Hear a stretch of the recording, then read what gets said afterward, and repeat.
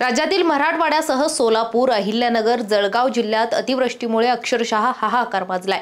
यंदा पाऊस चांगला आहे म्हणून शेतकऱ्यांनी बँकेकडून कर्ज घेऊन आपल्या स्वप्नांची पेरणी केली, मात्र एका मुसळधार पावसाने ही सर्व स्वप्न चिखलात मिळाली। मराठवाड्यात गेल्या 100 वर्षात इतका पाऊस कधीच झाला नसेल, पण प्रश्न असा आहे, ही आपत्ती पूर्णपणे नैसर्गिक आहे का? या पुरामुळे 3600 गावांचं नुकसान झालं, 21 लाख हेक्टरवरील पिकं नष्ट झाली आणि अनेक जीवही गेले। हे सगळं दृश्य निसर्ग निर्मित वाटत असलं तरी यामागे मानवी हस्तक्षेप आहे का, असा संशय व्यक्त होतोय।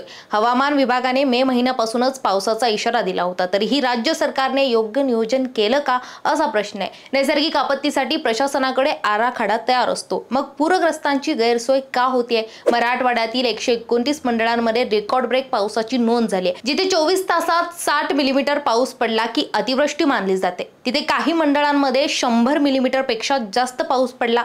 70 लाख एकर पिकं चिखलात गाडली गेली। काही वर्षांपूर्वी पावसासाठी आसुरलेला मराठवाडा आज महापुराने हादरला। हा आलेला संपूर्ण महापूर निसर्ग निर्मित की मानव निर्मित, जाणून घेऊया या व्हिडिओमधून। नमस्कार, मी प्रिया आणि तुम्ही पाहत आहात इन्फोवारी।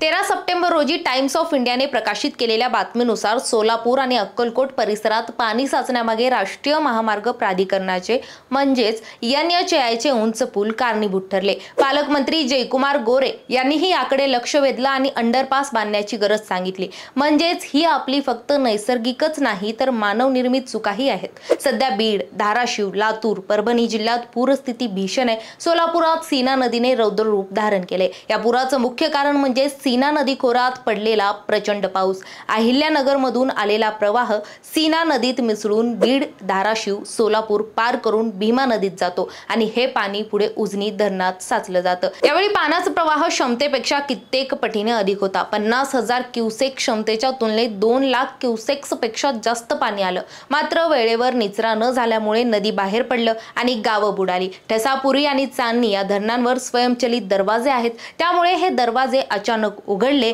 आणि प्रचंड पाणी गावामध्ये शिरलं। सर्वात गंभीर बाब म्हणजे दुष्काळग्रस्त भाग असल्याने पूररेषा म्हणजेच रेड लाईन तयार केलेलीच नव्हती, त्यामुळे पाण्याचा अंदाज बांधणं अशक्य ठरलं। खरं तर पूर वाढण्यामागे मानव निर्मित कारणंही स्पष्ट दिसतात। कोरड्या नाल्यांमध्ये माती टाकून अतिक्रमण झालं, त्यामुळे पाणी वाहून जाण्याऐवजी साचलं। रस्ते, पूल, कारखाने उभारताना पुराचा विचार केला गेला नाही। NHAIचे उंच पूल आणि निचऱ्याची कमतरता ही मोठी चूक ठरली। अशा चुका टाळल्या असत्या तर या आपत्तीचं नुकसान कमी झालं असतं। पुरामुळे बळीराजाचं आयुष्य उद्ध्वस्त झालं, पिकं नष्ट झाली, घरं वाहून गेली, स्वप्न चिखलात गडप झाली। पंचनामे करून सध्या उपयोग नाही तर तातडीच्या मदतीची गरज आहे। पूरग्रस्त शेतकऱ्यांच्या डोळ्यात आज फक्त प्रश्न आहेत, सरकार त्यांच्या मदतीला धावून येईल का? मराठवाडा हा दुष्काळासाठी ओळखला जातो, मात्र यंदाचा पूर त्याच्यासाठी एक नवा धक्का आहे। ही आपत्ती नैसर्गिक असली तरी मानव निर्मित चुका तिला अधिकच भीषण करतात। नदी पात्र अडवणं, निचऱ्याचा अभाव, अतिक्रमण आणि नियोजनाचा अभाव या सगळ्यांनी निसर्गाचा कोप दुप्पट वाढवला। भविष्यात अशा चुका टाळल्या गेल्या नाहीत तर नैसर्गिक आपत्ती आणखीच घातक ठरतील। आज मराठवाड्याला गरज आहे ती फक्त आश्वासनाची नाही तर तातडीच्या मदतीची। बळीराजाला वाचवण्यासाठी सरकारने त्वरित पुढाकार सध्या घ्यायला हवा।